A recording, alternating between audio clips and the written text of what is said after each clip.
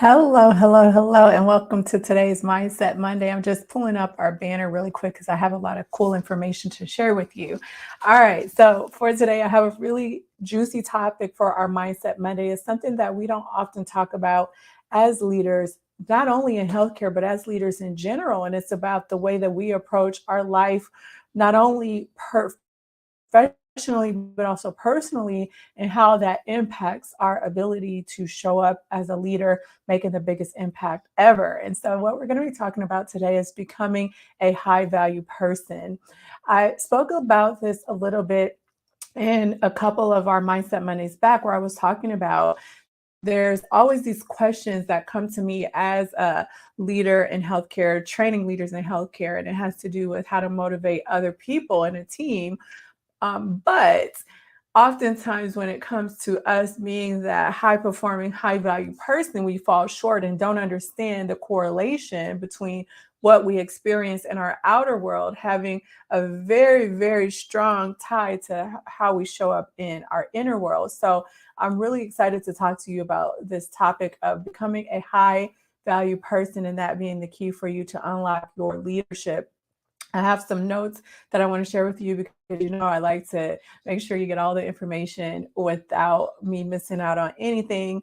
Before we get started, the community's growing. I'm so excited. My name is Yashika. I'm the founder and CEO of the Lynn Group. The Lynn Group is a company that does two things. Number one, very passionate about leadership, very passionate about high performance and personal mastery so that you start to become a leader from the inside out and making the biggest impacts in healthcare and quality and outcomes, all of the things. So it's actually a community oriented mission that starts with you. So that's where we do a lot of training and development of leaders and coaching.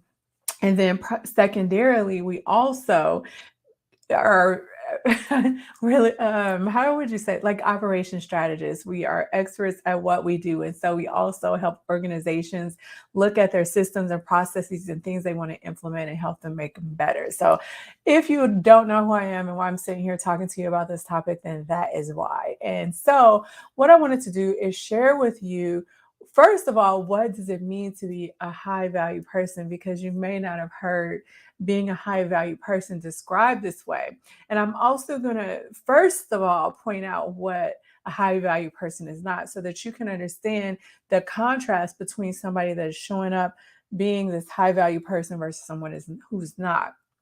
So picture this. It could be you in this phase of your leadership if you're feeling burnt out, if you're feeling stressed out, but it could be we all have this one person on our team that is the opposite of a high value person. And this would be someone who is very disengaged. Maybe they are complacent. So they've been in the same role, doing the same thing the same way for a very long time.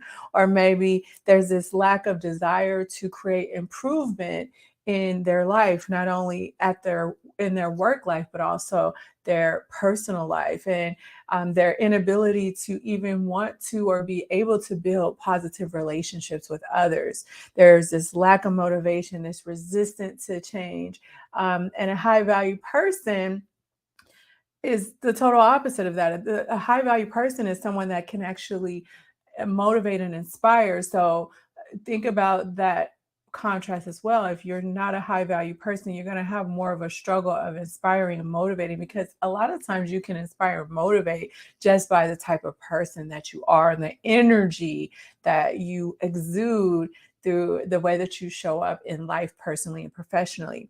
So now, that's not a high value person. A high value person motivates, inspires, is in a cycle of continuous self improvement through a reflective and introspective process, on a path to personal growth and evolution, first and foremost. So that is why I harp on these Mindset Mondays, even though people want to get to the tactics.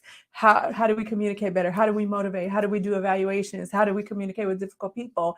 You have to understand that at the core of it all, if you want to build strong relationship with other people, it starts with the relationships. It starts with the relationship that you build with yourself. Some other traits.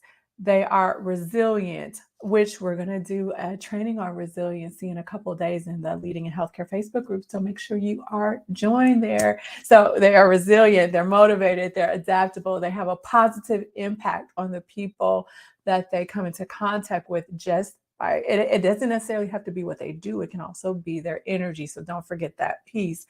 And then, of course, they have the skills and knowledge and all of the things that allow them to be high performers in their job. So I want you to think about where you are, first of all, professionally, because this is a professional podcast, Mindset Money broadcast, depending on where you watch this. This is a professional geared piece of content. But then I also want you to then pull the question and where you're showing up in your personal life. And maybe you think that you are motivated and doing all the things at work, but then when you look at how you look in your personal life with your goals, with your relationships, with the things that you know that you should be doing, you do not show up as a high value person. You have to get them both in alignment to actually be able to make the type of impact that you inspire to make. Because remember, how you do one thing is how you do everything. So now I just wanted to get into some practical ways that you can start to become a person of high value so that you can start to move into the space where you maybe are close, maybe you've never heard of this before and you're totally off, maybe you feel like you're stuck in a rut. I want to give you some things that are going to help you out in this episode today. So three things that you can learn to do. And these are three things that are little known ways for you to become high value. Because we all know if we eat right, we go to sleep and take care of ourselves and all that things, it's going to make us feel better and have more energy and be present for the things that we need to show up for. However, here's three things that you probably may not be doing that if you start to incorporate these into your life, it will help you to become a more high value leader or a high value person, which in turn helps you become a more high value leader. And the first thing is you have to learn to embrace failure. A lot of times as a leader, we don't want to step out to the forefront and really do what it takes and make the moves that it takes and try what it takes to be a leader and have people following behind us because we're scared that if we do something and it's not right, that we're going to be embarrassed or chastised or criticized or whatever. And the times that maybe we have tried to step out on a limb and it didn't go the way that we thought, instead of taking that as a learning opportunity, taking that more objectively, we let the past failures that we've had in our life, either personally or professionally, define us and become a part of us.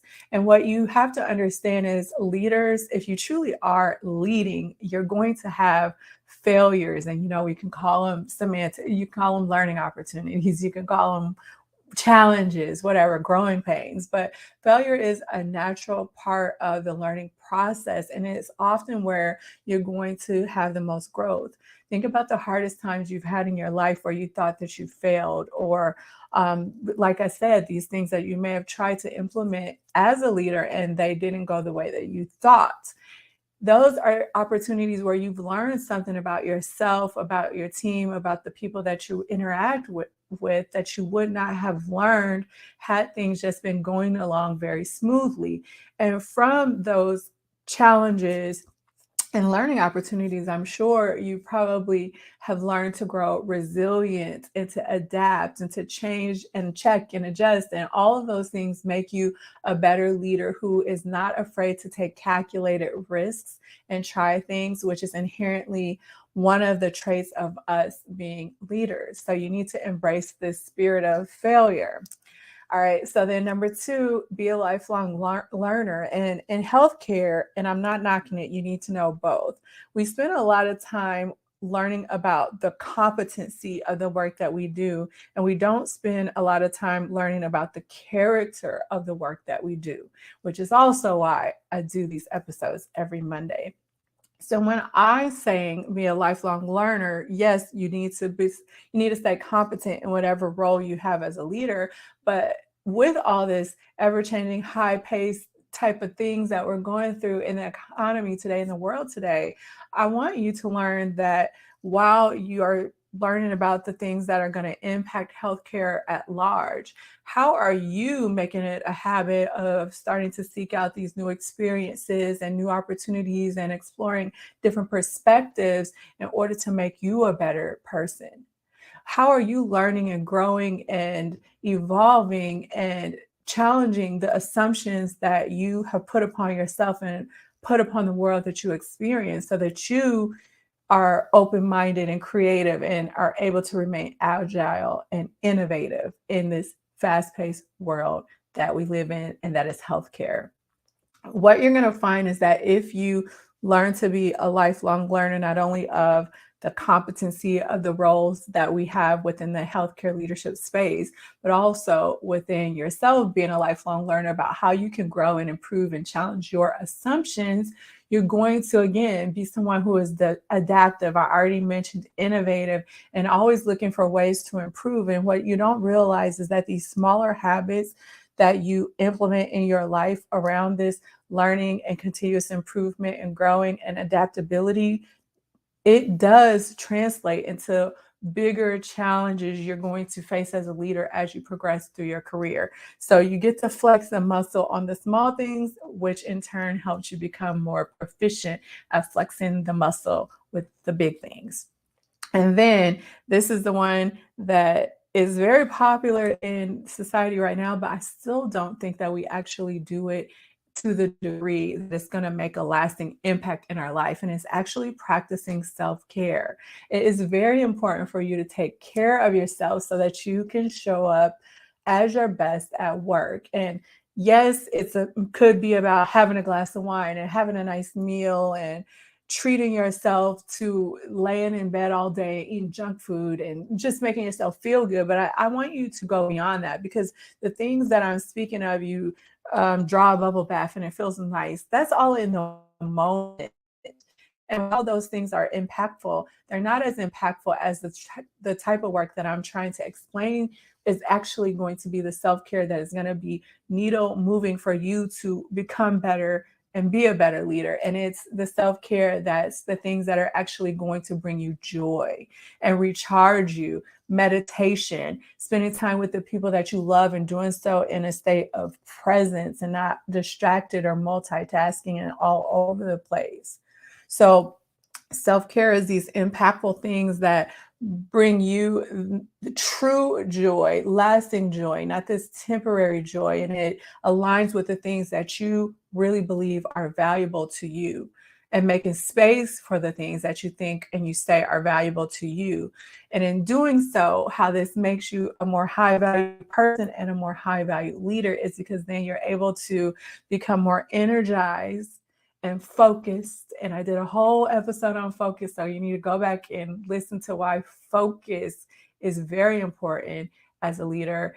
And then the resiliency that I mentioned that I'm going to be doing a class on in a couple of days in the Facebook group and all the things. So those are the three things that I wanted to share with you on how you can learn to become a more high value leader. Before I let you go, I would be remiss if I didn't say that if you're listening to this and you are someone that feels stagnant and complacent and you feel like there's this lack of desire to improve, or maybe you want to improve, but you feel stuck and you feel like you need help because you lack the motivation or the understanding to be able to take that first step, there's a couple of options for you to continue on this journey to wanting to be better and then actually taking the steps to do so. And it's about taking these leadership skills to the next level, taking your personal and professional life to the next level by learning how to exude leadership, starting from the inside and then working to the outside. And that's through the Leading in Healthcare Mentorship. The doors are still open to the mentorship, and it's a program that is going to provide you with a supportive community of leaders in healthcare just like you, and then the coaching, the support, the lessons that you need to do this inner work that I'm talking about to build up that character, but then also move into a space where you are also able to build the competency through the skills, the hard skills that you need to be a better leader, and then build upon that foundation to then help you to develop the skills that you need to build the personal relationships that you need to be able to motivate your team and to collaborate with the key stakeholders in your organization. So if that sounds like something you're interested in, the doors are open for, I think, just only one more week. So you get in because we get started, I think, on the 3rd. I don't have a calendar in front of me. So we get started fairly soon. If you have any questions about it, you can always reach out to me, DM me if you want to know more about it before you join. But otherwise, wherever you are watching or listening to this Mindset Monday, there will be a what is it called? In the description box, there will be a link for you to be able to learn more about it. All right, so I'm going to let you go. Take